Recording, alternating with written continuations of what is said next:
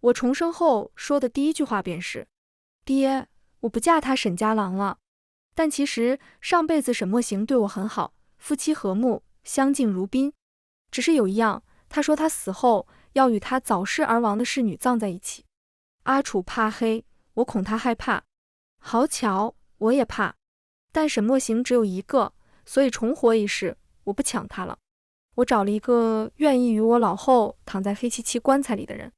他说他不怕，抱着我，我也就不怕了。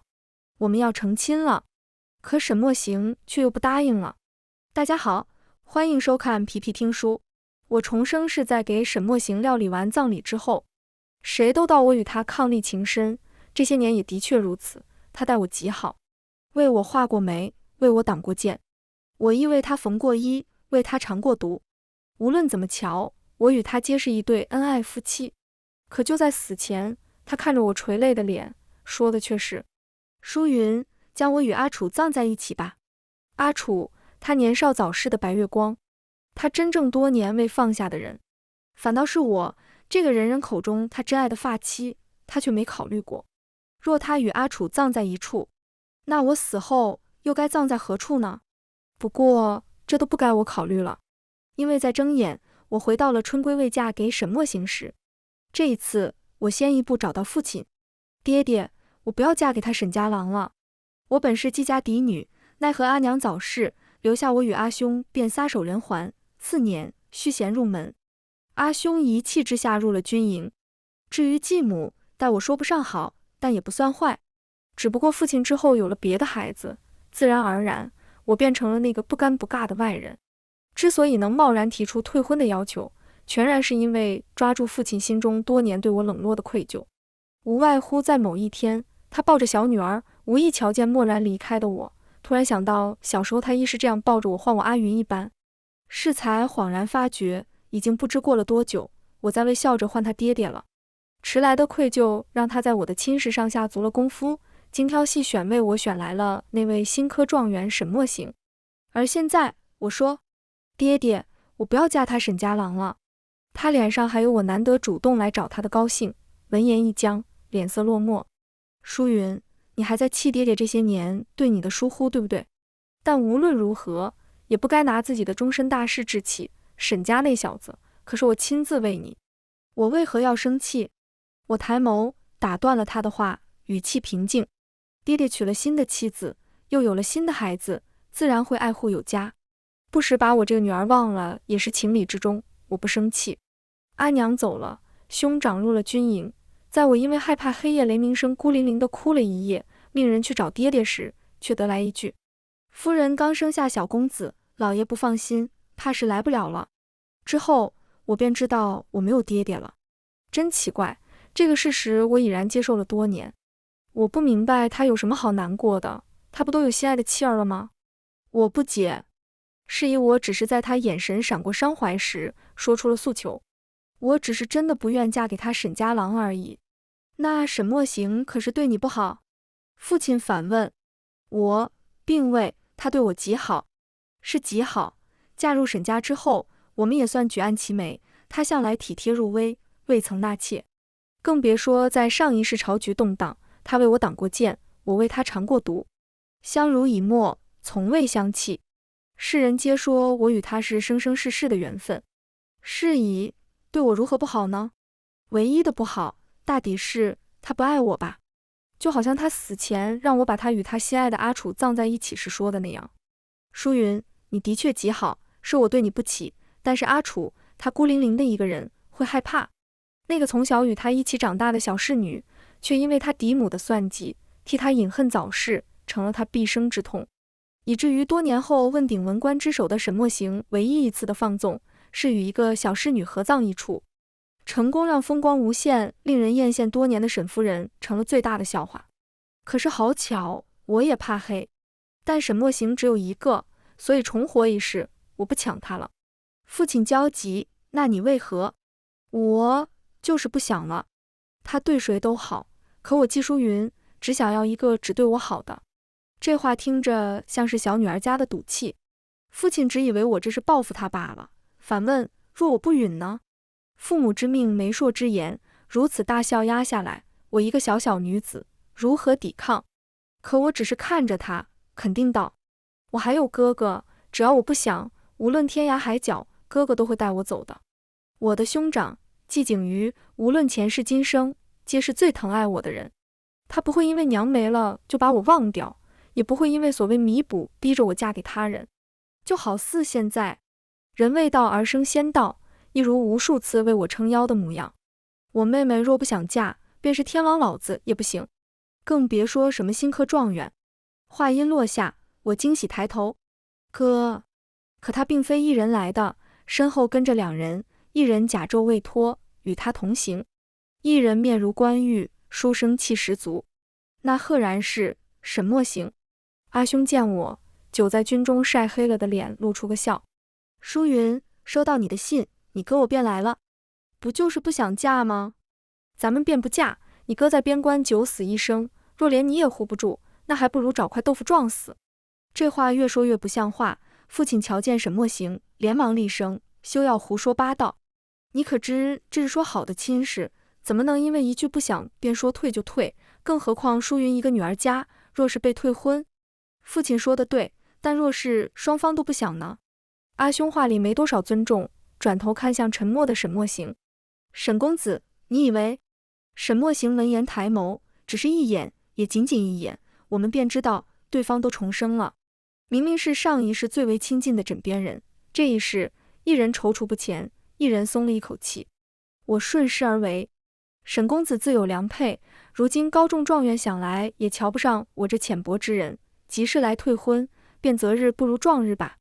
墨行，你真的？父亲不可置信。沈墨行只看着我，我却在说完这些话之后，低着头专心看着地板。良久，他喉结微动。是，我不知他犹豫这么久干什么，但好在他答应了。我父亲彻底死心。可才不久之前，他与沈家人说亲时，沈家人还保证过只爱我一人，家中无通房亦无妾室的，更保证娶我之后更是真知如玉，绝无二心。当初信誓旦旦说出的话，现在又被当事人以心中已有良配推翻。嫡母在说下这门婚事时，并未与沈某商议，这才酿成了误会。不瞒大人，沈某有一侍女，陪着沈某多年，沈某不愿负她。沈墨行一字一句，他重生而来，赶在了前世阿楚遇难的前一刻将人救起。上辈子若非阿楚已死，他也不会娶我，如今阿楚未死，我自然该是被舍弃的选择。知道是这个结局，可是听见这个回答后，我还是自嘲地笑了笑。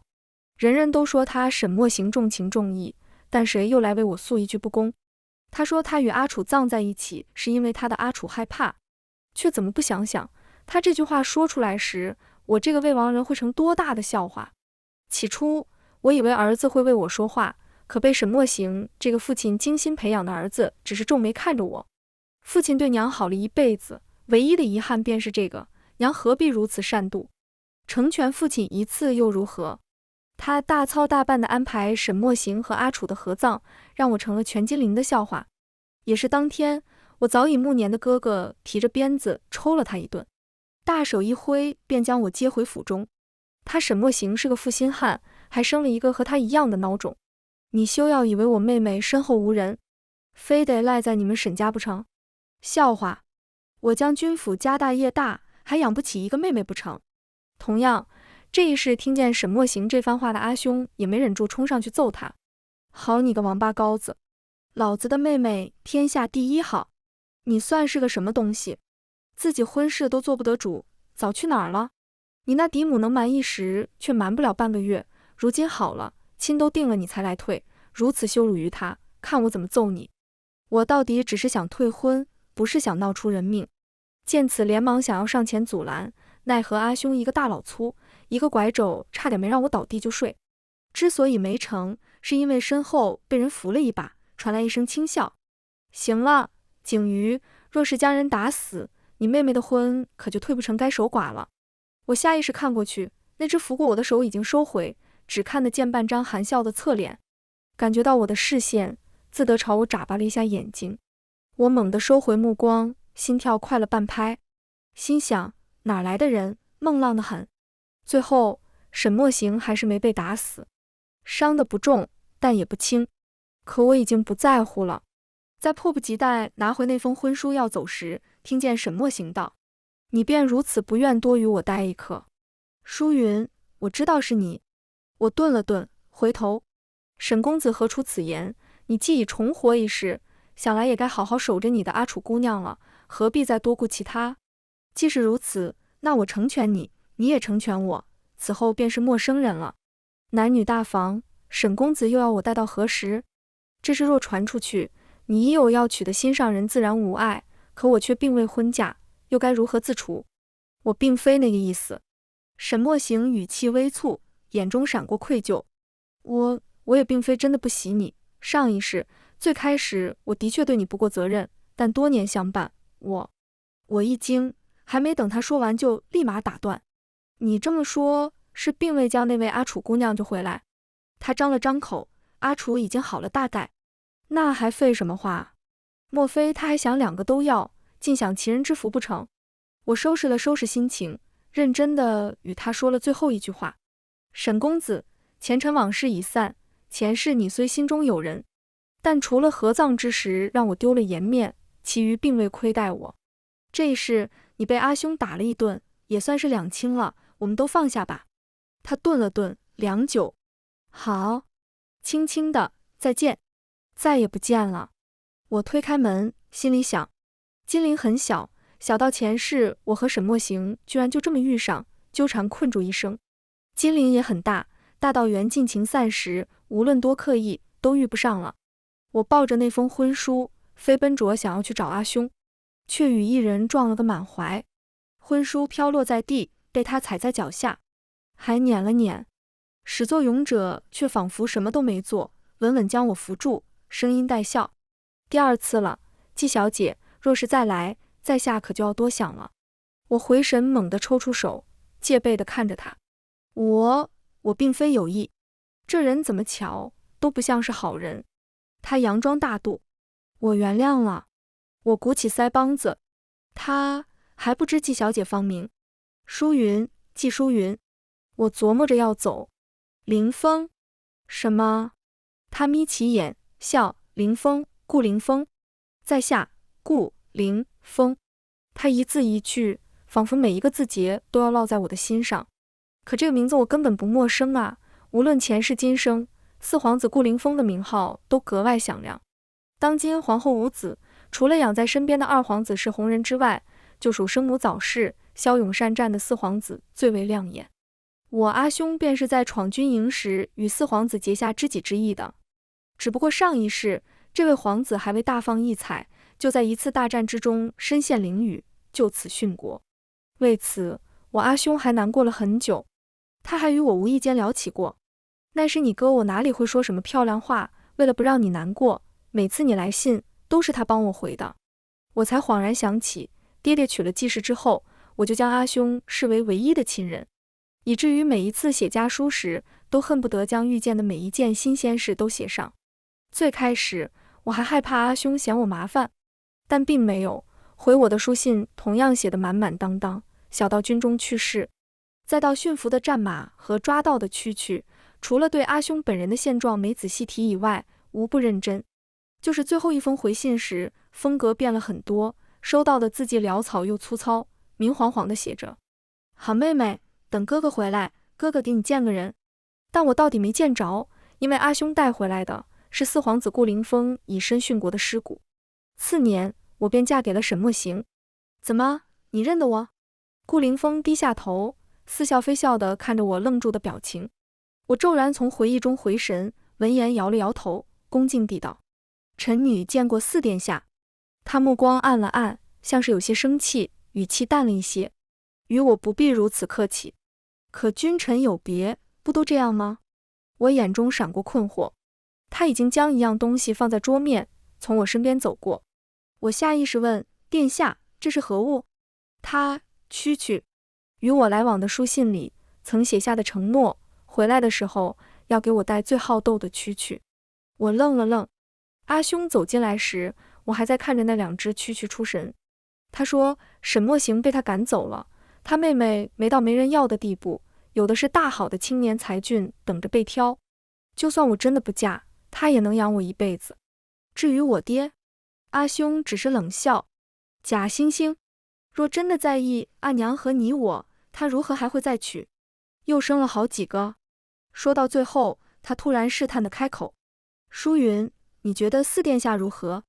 我莫名心跳快了半拍，抬头，为何这么问？阿兄在我面前最不会骗人，此地无银300两的挠了挠头，就是问问，是哥哥自己要问的。阿兄说，原本顾凌风是不应该那么快回来的，但是我突然给阿兄写了书信，让他助我退婚一事。明明阿兄才是我亲哥，但顾凌风却比他都还要积极一些，也跟着来了。这不，赶上了此时。我想了想，看着盒子里2只被养得极好的蛐蛐，回道：四殿下是个极好的人，哪里想我不过客套一下。阿兄却高兴了，这些日子不时给了我许多银子，今日说要我去胭脂铺多买些胭脂，明日说天香楼新来的戏曲班子不错，要我也去看看，美其名曰除除晦气。当然，如果我没每次都遇见顾凌风，我就信了。他倒是比我阿兄坦荡许多，瞧见我还能笑着道：季姑娘，好巧。说是巧，可我多瞧一眼的簪子，不久就会送到跟前，我最喜欢的细折子，每次都能好巧不巧地遇上。巧合多了，我没忍住。臣女方才退婚，四殿下数次与臣女有所交集，就不怕旁人传闲话吗？其实从和沈墨行退婚那一刻开始，我就知道此后一段日子少不得一些闲言碎语，但这和日后都要与沈墨行在一起比起来，显然不值一提。偏偏顾凌风一点也不避讳，闻言恍然，还有此等好事。话说得如此明显，若是我还装傻，便说不过去了。我劝他：殿下，臣女贤良不过伪装，实则并非大度之人。他己所不欲，勿施于人，不大度是应该的。可臣女还有许多规矩。巧了，我最喜被人管束。我只能道：殿下，臣女或许并非良配。他也道：是与不是，试过才知道。我一噎，愕然看向他。他勾起嘴角：阿云，我养蛐蛐可苦了，这一路紧赶，还得顾忌那脆弱活物，若说不上心是假的。他不逼我，说完离开，为我点我最爱的那出戏。身后却传来声音：淑云。我闻声回头，却看见许久不见的沈墨行正与一女子站在不远处，该是陪着他一起来看戏的。没猜错的话，该是那位阿楚了。的确是个美人，就是身量纤细了一些，带着几分西子的娇弱之美。此刻一双美目好奇又戒备地打量我，问：公子，这位是？沈墨行几乎下意识，她是淑云，是什么呢？是他的结发妻子。可他已经重生了，这一世他们早已退婚。而我也默然地道：沈公子，你我已退婚，还望换我季小姐。沈墨行顿了顿，眼中带了些落寞。不知道的还以为我是负心汉。好在那位阿楚解围：公子，我有些冷。沈墨行便立刻什么也顾不得地去找店家要热茶。等人一走，他才收回目光：季姑娘，你就是季家那位小姐吧？我默而不语。他轻轻哼了一声：其实公子是喜欢你的，纵然他不说，可我在他身边多年，一眼就看得出来，与你退婚之后，他总是心不在焉。他言语之间皆是亲昵。我不明所以，你想说什么？阿楚眼中闪过不甘，但还是道：你放心，我没你善妒，我只要公子好，也只要公子高兴。是以若你答应嫁入沈家之后，会帮公子打点关系，再让你们季家帮扶一二，我愿意给你让位置，做妾便是。他眼中满是自傲。你根本不会懂公子的难处，也不懂我们的情谊，我们之间不是小小一个名分就会斤斤计较的。不得不说，我的确讶然不少，毕竟我也是第一次见到如此大度之人，仿佛为了沈墨行他做什么都愿意一般。也是，上一世他不就是为了沈墨行饮恨而亡的吗？可是，这位姑娘，这世间也不是谁人都眼瞎耳聋的，你凭什么认为你那位公子是什么抢手货？焉知他也不过是任我挑选之一罢了。我勾起嘴角，却全无笑意。你……他瞪大眼睛，你怎么能这么说公子？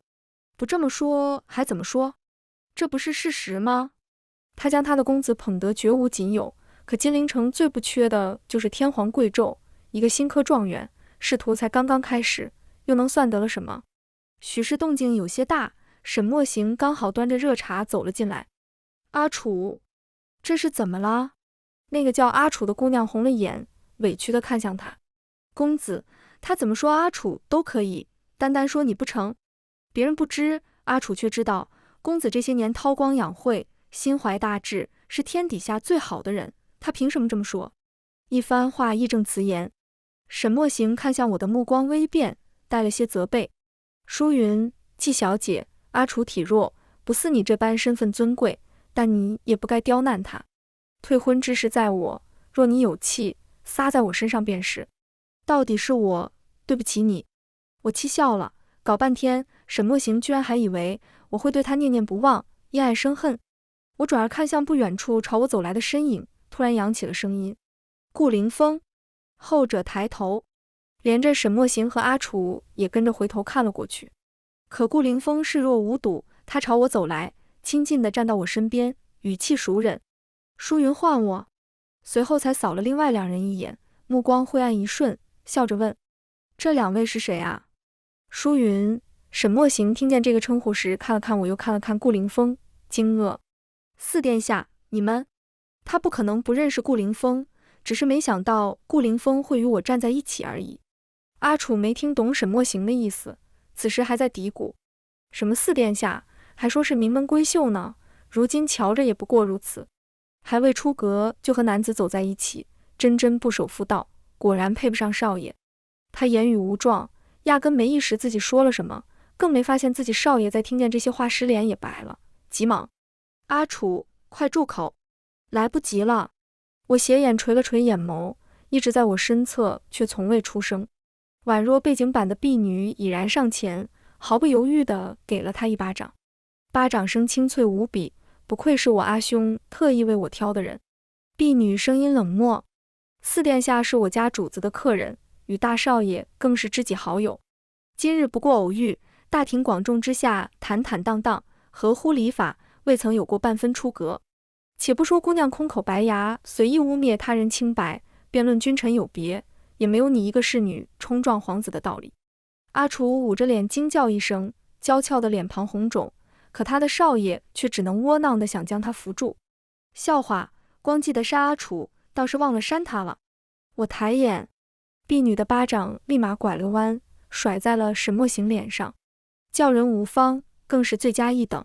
沈公子，可别是高位站久了，就忘了尊卑了。这句话是我说的，重生的沈墨行还以为自己是上一世的文臣之首呢。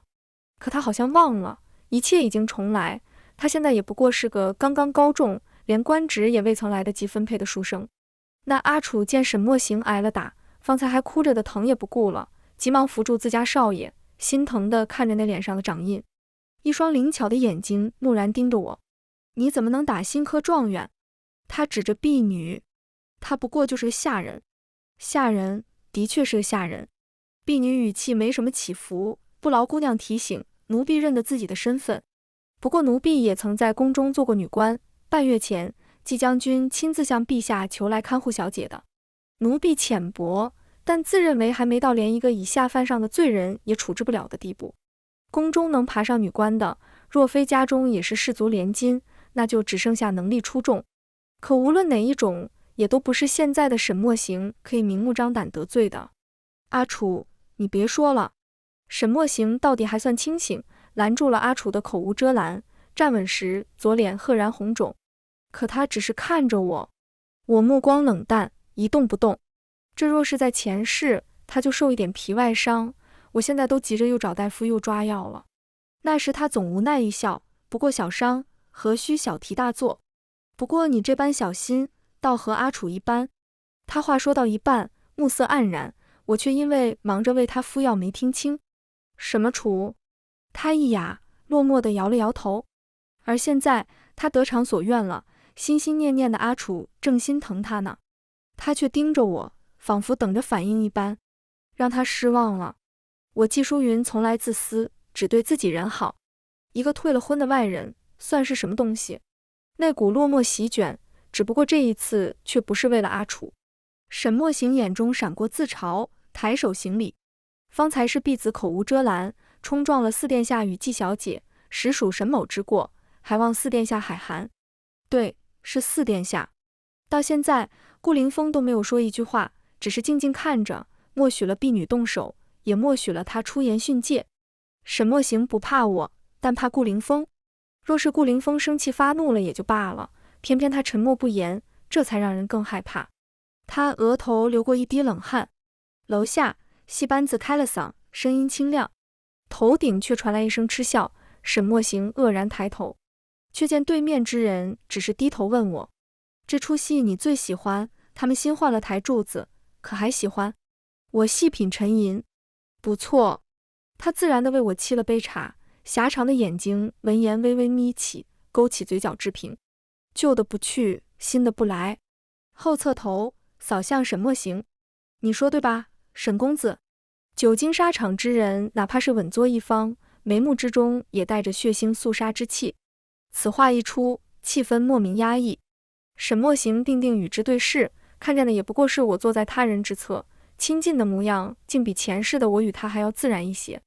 他不想承认，明明我和该才是他的妻，不，原本就是。他怎么就成就了的呢？可……少爷。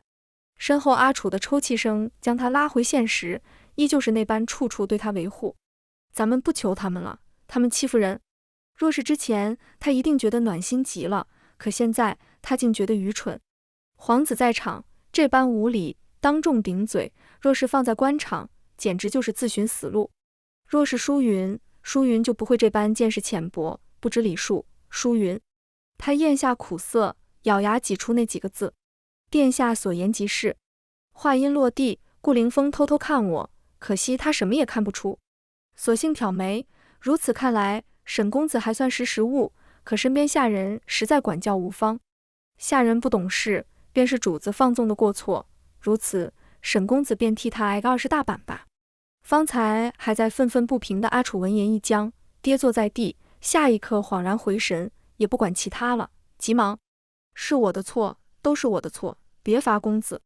殿下，都罚我吧。”顾凌风第一次听见人这般要求，摆了摆手：“急什么？你也别闲着，既然那么多蛇，就去浣衣局待3个月，手忙了，嘴自然停了。”殿下，不可！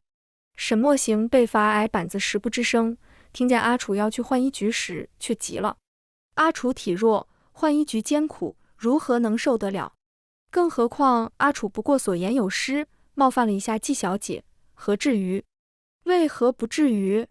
顾凌风声音一厉，眉目之间怒气展露。同为女子，她明知女子名声最为紧要，却张口便是构陷，焉知她不过去洗几件衣裳？而舒云却因为你们2人受尽流言所累。沈墨行，你定亲时不言，半月之后才退婚，这些日子你莫非聋了，未曾听过那些诋毁之语吗？即是如此，为何还让婢女火上浇油？季家势大，舒云自来豁达，不会在意的。沈墨行眼中闪过慌乱，第一次底气不足，不过是退婚而已，顶多说几句罢了，季家不可能让我受委屈的。而且上一世我那么大度善解人意，肯定也不会受那些流言困扰。他如此想着，却忘了他是男子，几句话困不住他，但却可以随随便便将一个女子烙印终生。哪怕是上一世我寿终正寝时，外界都还流传着我的笑话，什么丞相夫人，什么贤良淑德，肯定是妇德有亏，佛口蛇心。如若不然，为何自己的夫君却与他人合葬，自己反而被接回了娘家？这对任何一个女子来说都是奇耻大辱。而现在我听见沈墨行这句话后，终于从戏腔声中站了起来。沈墨行看着我走近的身影，舒云。他一记耳光清脆无比，他脸歪到一边，表情空白，耳边是我冰冷的声音：“你活该，去死！”历经2世的心本以为早已不会有波澜，可此刻却疼得彻底。眼前人毫不留恋地转身离开。顾凌风立马抛下一切追人，还不忘补了一句：再给本殿下加10大板。真奇怪，我的力道比不上宫中女官，但女官打沈墨行时，她除了疼以外，别不觉得其他。可换成我，她却阵阵耳鸣。阿楚心疼担心的哭声还在，恍惚间，他拼着最后一丝清醒，叫住顾凌风：4殿下。顾凌风压根没理。他扬声：2殿下托沈某向你问身体康健否？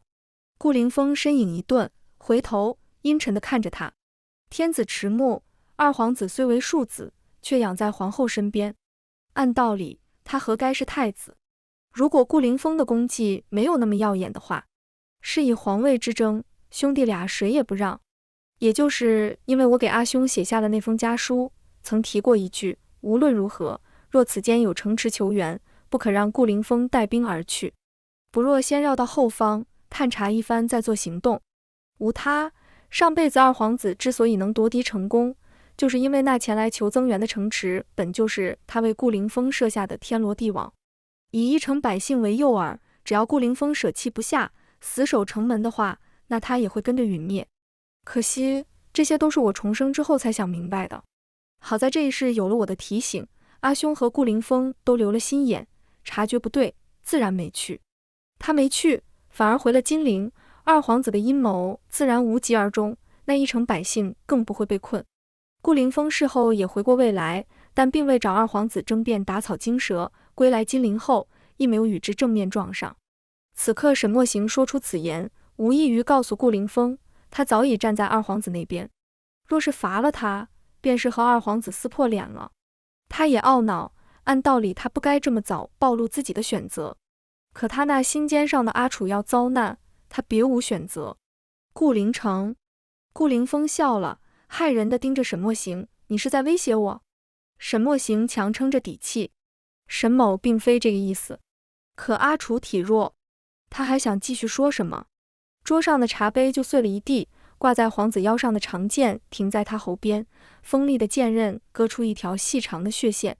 阿楚吓得一动不动，沈墨行后背已被汗水湿透。沈墨行，你的阿楚细皮嫩肉，怕磕着碰着，可舒云也不是没人疼。老子守了这些年，被你险些偷家也就罢了，你还让他受尽所累。你是不是觉得巴结上顾凌城就能有资格与我叫板了？殿下。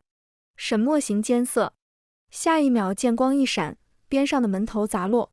征战多年的皇子掷地有声：新科状元沈墨行，行为无状，以下犯上，管教无方，罚20，另加10大板。至于你这个阿楚，浣衣局要去，你也给我跟着去。他嗤笑阴冷。而顾凌城，长剑被他砸在地上，刺痛耳膜。他算是个什么东西？谁都说那日天香楼新科状元惹得4皇子生好大一场气，被打板子也就算了，还要被罚跟着去浣衣局，可谓羞辱。还是最后闻讯而来的二皇子才将人捞了出去。一时间2位皇子平和的表现彻底撕裂，势同水火。偏偏天子手眼通天，却好似什么都不知道一般，从未表态，反而在上朝时破格将状元沈墨行提拔到二皇子身边做事。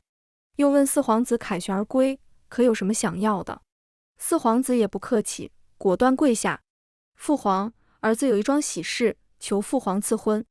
季家书云，秀爱会中，娴静娴雅，是4皇子亲自求到天子面前，也要求娶的4皇子妃。那日朝堂之上安静无言，一众人措手不及，谁也没想到4皇子会提出如此要求。原因无他，其他人不清楚，但是二皇子党却最清楚。季尚书季秦脸站的一直都是二皇子啊。那季家大小姐还曾是二皇子党新科状元沈墨行此前退婚的女子。倒是天子面无异色，大笑一声：难得你求到朕面前了，那季家大小姐朕听说过，是娴静之人，既然如此，朕便准了。话音落下，季尚书面色巨变，新科状元骤然失态。到我爹归家时，他面色都阴沉的可怕。继母对我态度冷淡，隐隐责备，却因为我身边的宫中女官，不好说得太明显。不是我说，舒云你也未免太过任性。作为女子，亲是从来父母之命媒妁之言，哪里想你居然没和你爹商议半分，就和四皇子。他气急，你可知这般实为闯了大祸，让你爹如何与二皇子交代？你自己鲁莽，但弟弟妹妹们怎么办？我的婉儿琪儿怎么办？要我说，当初那个新科状元就很好，还是你心气太高，非要退婚。我皮笑肉不笑，我与继母从来井水不犯河水，他不曾多苛待我，平时少给我些份力，有什么好绸缎好首饰，让自己孩子先挑了也就算了，但这不代表他就真能替我娘教训我了。夫人，这是什么话？此前你未曾半分关照我，如今我再有不是，也没轮到夫人管教，更何况我何时没有找人商议过？你找谁商议过？我爹终于爆发，那点可怜的内疚在危及自己利益之后也消失得一干二净。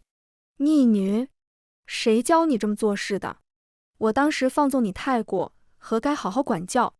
他气得要动家法。我讽刺，我娘早已离世，我爹另娶他人，这些年从未过问我半分，我的确没人教。你，我爹怒极，你就为了这点事报复为父？他可真想多了。早在他娶继室之后，我就再未在意过他，更不配我拿着婚姻大事去报复。他要动手，却又被一个风风火火的声音打断。我看谁敢动我妹妹？我表情一动，终于露出笑颜。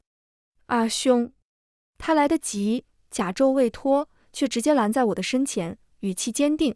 长兄如父，这门亲事，妹妹找我商议过，四皇子是个值得托付之人。既是两情相悦，我自然也同意，不知父亲有何指教？时光荏苒，当初没了亲娘为护妹妹只身下军营的稚嫩少年，早已长得人高马大，能无畏地与父亲相对，为妹妹遮风挡雨。连我爹也忌惮三分。我身边的女官出言告诫：季大人，如今大小姐是陛下钦点的皇子妃，你若动手，恐怕不太妥当。我爹，他老了，早已没有年轻时的底气，前两个孩子他颇为疏忽，但剩下的孩子却都受他的宠爱，就连这家产他都打算着。景瑜自己立了一番事业，那家产就该让给弟弟，为弟弟多铺路才是。淑云嫁给新科状元，未来那沈墨行官图高升的话，她这个做夫人的也能为底下的妹妹好好找夫婿。她想得很好，一对儿女就可以撑起安康大道。她在站对二皇子，如此她之后的儿女们就可以顺风顺水。可偏偏这对儿女都不听话了，自己却又不能动手，只能不甘心。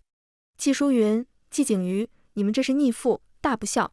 呵，看人真准，谁让我们兄妹天生就是反骨仔。离开钱塘回到院子，阿兄才问我，妹妹，你真的愿意嫁给四皇子？这个问题在顾凌风向陛下求赐婚的前一天他就问过我了。他总害怕我是因为他才答应嫁的，也是奇了，他明明知道顾凌风并非强取豪夺之人，但只要和我有关，他谁也信不过。哥哥与四皇子本是挚友，你拒绝并不会影响其中情谊，不必顾虑。我笑着摇了摇头，哥，我是愿意的，这里面是有因为你，但更多的是因为我愿意。顾凌风的情谊并不隐晦，相反，直愣愣的毫无掩饰。我也曾想过，若不嫁给他，我也能嫁给其他良人，相较而言，或许还少很多麻烦。但我看着那被养得好好的蛐蛐，还有那些我看一眼就送到手边的物时，以及他为我将沈墨刑罚了与二皇子撕破脸的消息，到底叹了一口气。彼时他才赶回来，故作豪气地安慰我，那沈墨刑不是什么好东西，我罚了他了，你可不能心软。天下好男儿多的是，说不定好的就在眼前呢。我并未有别的意思，我的意思是，他话里话外的意思根本藏不住。我开口，顾凌风，他立刻抬头。我对他道，我们成亲吧。这句话让在千军万马中都面无惧色的四皇子大惊失措，半晌未回过神。你要成亲了？是。和谁成亲？你。我是谁？我好笑。顾凌风。他终于动了，你要嫁给顾凌风？我认真，若你不愿娶，我也可以嫁给其他人。谁说的不愿？他猛地站了起来，来回踱步。成亲，对，是要成亲。过几日，不对，最好明日，越快越好。我这就去让人准备。我等等我，你等等我。像是怕我反悔一般，他边往外走，还要边回头看我有没有跑，逗我笑出了声。殿下，你可是忘了一件事？他茫然看着我，什么？家父一心偏向二皇子，殿下又与二皇子水火不容，若殿下求娶，恐家父不会同意。他不同意不作数，若你不同意，方才叫我难办。顾凌风一挥手，父皇最爱看我们兄弟相斗，若是知道我要娶二哥那边的人，必然答应火上浇油。舒云，你等等，明日我便给你要来赐婚的圣旨。他走得飞快，言语之中皆是快意，高兴到差点与迎面走来的阿兄撞了个满怀。看见他，顾凌风愣是结结实实地抱了一下，在阿兄惊悚的目光中大笑。景瑜，我要成亲了。阿兄，成亲？成亲好啊，谁家姑娘？他说着说着，瞥见站在门边笑看这一幕的我，又看了看高兴的失态的顾凌风。等等，你小子不会是要娶我妹妹吧？反应过来的阿兄和他打闹起来，他倒是并不反对，毕竟这门本就是他有意撮合的。谁让他实在瞧不上那个一脸书生窝囊样的沈墨行，上辈子也瞧不上，还说过若是我那个兄弟还在，可比他好上1000倍10000倍。后想到顾凌风已殉国，又黯然下来。最终他背着我走上花轿，一路都在道：这沈墨行我瞧着实在不靠谱，耐不住你答应了也罢，若过得不高兴，回家来便是。我笑他女子无事久居娘家，指不定要被说闲话，纵然他不说，爹和继母也不会答应。可他理直气壮，他不答应，我自立门户便是。像是真怕我顾忌，他一字一句认真。妹妹，哥哥已经没有娘了，不能没有你了。所以若是嫁去受了欺负，不高兴，一定要告诉哥哥，哥哥便是把天捅破了，都会带你回家。他做到了。上辈子他大闹了沈墨行与阿楚合葬的丧事，又打我那狼心狗肺的儿子一顿，当天便将我接回了将军府。此后无论外界如何说，他都当作听不见，一切用度，只高不低。我度过了一个极好的晚年。嫂嫂是个豪爽的女子，闲谈时骂了沈墨行和我那儿子一顿。右到左右不过就是一个儿子，他儿子多的是，日后都给我尽孝。本就感情极好，以至于我寿终正寝时，兄嫂都流了许多眼泪。我却笑着道：若有来世，我还做你们的妹妹。上天垂怜，一语成谶，一睁眼，我又回到了春归时。又是一场大婚，阿兄依旧背着我。我曾以为上一世他说出那番话，是因为瞧不上沈墨行，但这一世，我嫁给的是他最好的兄弟，他依旧说的是，所以若是嫁去受了欺负，不高兴，一定要告诉哥哥，哥哥便是把天捅破了，都会带你回家。我才明白，只要没瞧见我一生无虞，就是我嫁给天皇老子，他都信不过。我心中酸涩，却也暖暖的，忍下触动的泪水，笑着道：好，我都听哥哥的。这场婚事办得极大，顾凌风几乎把能用到的都用到了，生怕旁人不知季家云舒嫁给的人就是他。二皇子一党表情莫测，我爹更是面色僵硬，但他依旧选择和我与阿兄站在对立面。做出这个抉择时，他说的是：你们弟弟妹妹还小，为父自当为他们考虑，可到底都是为父的孩子。若他日你二人遭了难，为父皆会去求二殿下网开一面，那就是笃定二皇子会登基了。连带着沈墨行也觉得我执迷不悟。你重活一世，明明知道二殿下会登基，为何还是如此愚蠢？舒云，就算是恨我，你也不该自暴自弃，让自己的终身大事草草了之。我直觉好笑。且不说你我早已互不相干，就算我真的后悔了，如今圣旨已到，婚期已定，你与我说这些有何用？却不想他立刻出声：有用。我一愣，他脸上却露出喜意。阿楚说过，只要我高兴，他愿意做妾。舒云，前世今生，我都可以娶你为正妻。上辈子我们便过得很好，从未相弃，这一世也该一样。我不负阿楚，同样也不会负你。只要你愿意，只要你愿意，我便有法子。他的话戛然而止，因为还没说完就被我叫人大棒子打了出去。高堂之上，我稳坐主位，冷笑一声：哪来的失心疯？妖言惑众，私闯民宅，擅入女眷之地，给他留一条命，狠狠地打。放他进来的也一并处置了。话虽如此，可放他进来的根本不用猜。一个拿了钱财的小厮，不过是挡箭牌，真正不愿放弃的是我那个不死心的爹吧。如若不然，我将人丢在他面前时，他脸那么绿干什么？这件事掀起了些许波澜，坊间流言新科状元德行有亏，居然擅闯乡规，被人大棒子打了出去，卧床不起。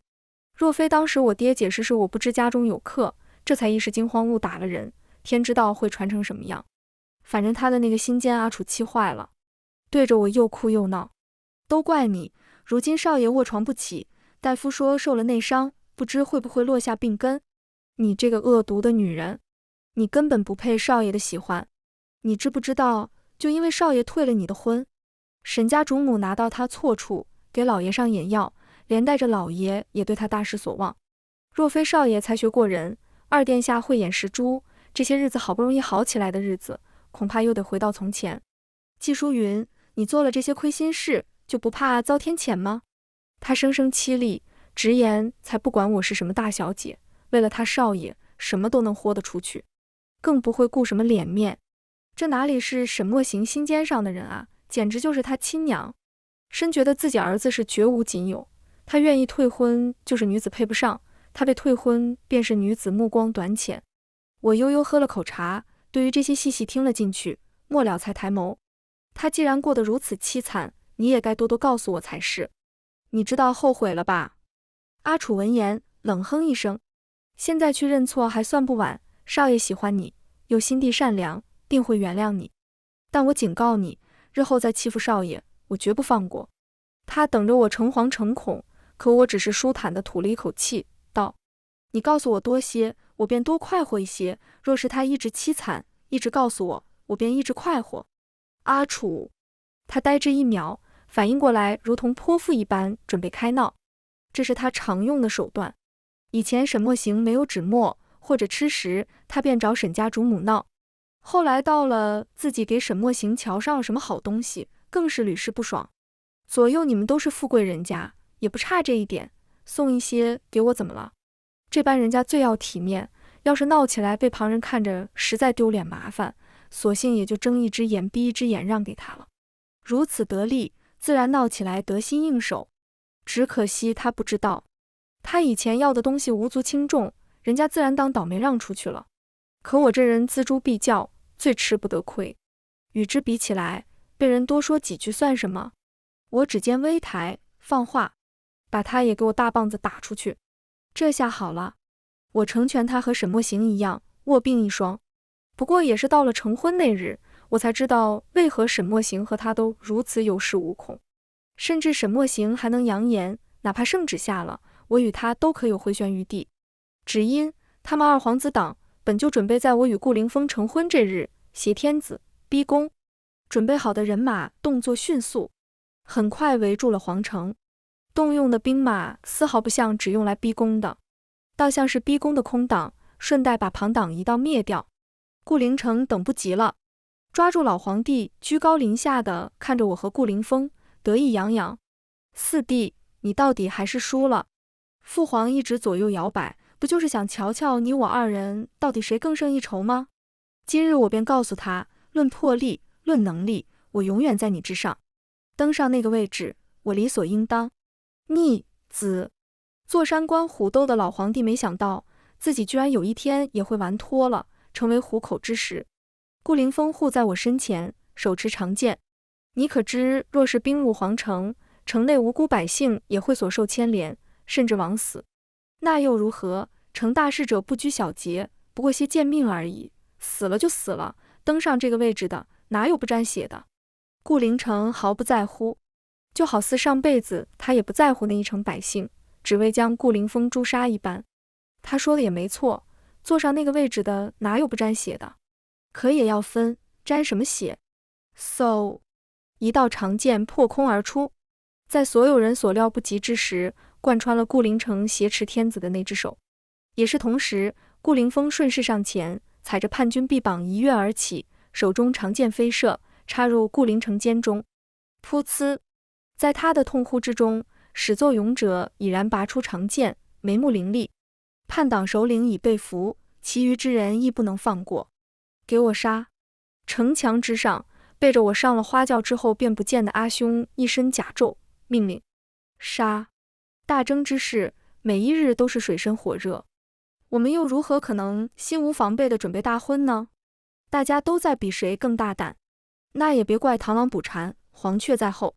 结果显然，久在皇城的私兵到底和沙场之上驰骋的铁骑比不得，一场血洗也不过半日功夫，大忧之事就变成了大颓之事。夺敌兵败，天子受惊，不过半月便驾崩于未央宫。四皇子如此登基，第一件事做的就是处理逆党。二皇子顾灵城贬为庶民，赐毒酒一杯。皇后太后自请前往皇家佛寺修行，不再过问前朝后宫。至于跟着一起叛乱的党羽，自然只会更惨。那阿楚再也不似之前傲然的模样，他想求我救人，却已事就不到了。毕竟作为皇后的生父，他做错了事都要罢官流放，更别说沈墨行，他本不该死得那么快的，至少还在庭审之后出决断。可他的心奸之人阿楚居然还用着之前的手段，抱着一包银子就要贿赂大理寺。要知道，如今正是新帝登基之时，谁都夹着尾巴做人，哪里敢顶风作案？大理寺生怕被抓住有理说不清，立马将他丢进地牢之中，里面老鼠爬行，沈墨行就这么染上鼠疫。至于行贿的阿楚，也跟着吃了牢饭。他总是那么愤愤不平。你们根本不懂少爷，我家少爷是经世之才，犯了点错怎么了？没去少爷治国，我倒要看看尔等几时亡国。声音传出牢顶的窗口，又很快被外面热闹的炮竹声打散。这场政变并未波及百姓，他们如今能平安喜乐，好好的过个好年。而他的少爷却蜷缩在地牢之中，临死之前做了个梦，梦里他死后，被他洗脑嘱咐的儿子果然如他所愿，不顾发妻的阻拦，将他和自己早逝的阿楚葬在一起。他以为他这般做只会让舒云受些非议而已，却没想到舒云会被人耻笑得如此屈辱，就连儿子也厌恶他，觉得他善妒自私。只有总看他不顺的大舅哥大闹了他和阿楚的合葬丧礼，义无反顾地将舒云接回家中。舒云在那儿过得很好，儿子却因为他的教导有亏犯下大错，求上门来时被大舅哥轰了出去，最终革职流放。而舒云再没想过他，他寿终正寝时只说过2句话，一句是对大舅哥夫妻，若有来世我还做你们的妹妹，另一句则是对他，若有来世我不再嫁他沈家郎。他都做到了。封后大典，凤冠霞帔，他怕黑，他的夫君便将他抱在怀里，等我们死后，我们也这般抱着葬在一起，不怕了，有我在，不怕了。全文完，皮皮听书感谢您的观看，我们下个故事再见。